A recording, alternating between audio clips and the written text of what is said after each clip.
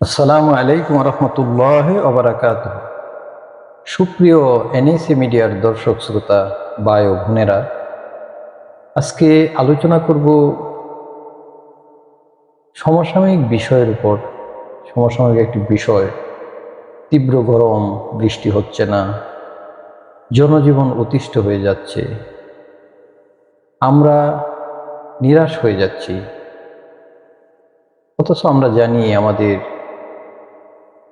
কর্মের জন্যই আল্লাহ তাআলা বিভিন্ন আজাব গজব দিয়ে থাকেন।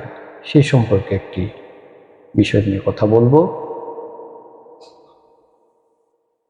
বিষয়টি হলো কোরআনের একটি আয়াতের অর্থ, মানুষ নিরাশ হয়ে যাওয়ার পরে তিনি বৃষ্টি বর্ষণ করেন এবং স্ত্রীও রহমত ছড়িয়ে দেন। তিনিই কার্যনির্বাহী, প্রশংসিত। সূরা আশ-শূরা আয়াত ২৮।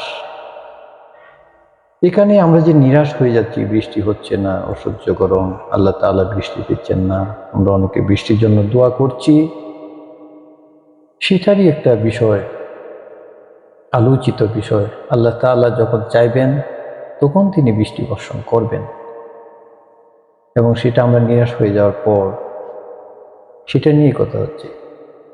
আসুন আমরা নিরাশ না হয়ে আল্লাহ তাআলার কাছে চাই, দোয়া করি, আল্লাহ মালিক, আমরা গুনাহ করেছি, পাপ করেছি, অন্যায় করেছি, যে কারণে তুমি আমাদের থেকে মুখ ফিরিয়ে নিচ্ছ।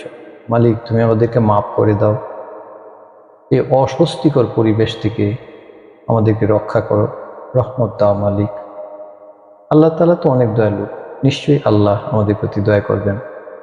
আসুন আমরা সকলে আল্লাহ তাআলার নির্দেশ অনুযায়ী চলার চেষ্টা করি, কোরআন ও হাদিসের আলোকে চলার চেষ্টা করি।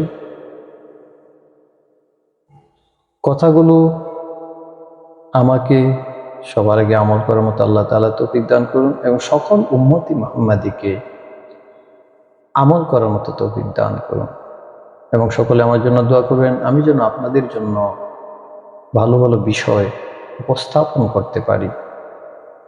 আমিন। আসসালামু আলাইকুম ওয়া রাহমাতুল্লাহি ওয়া বারাকাতুহু।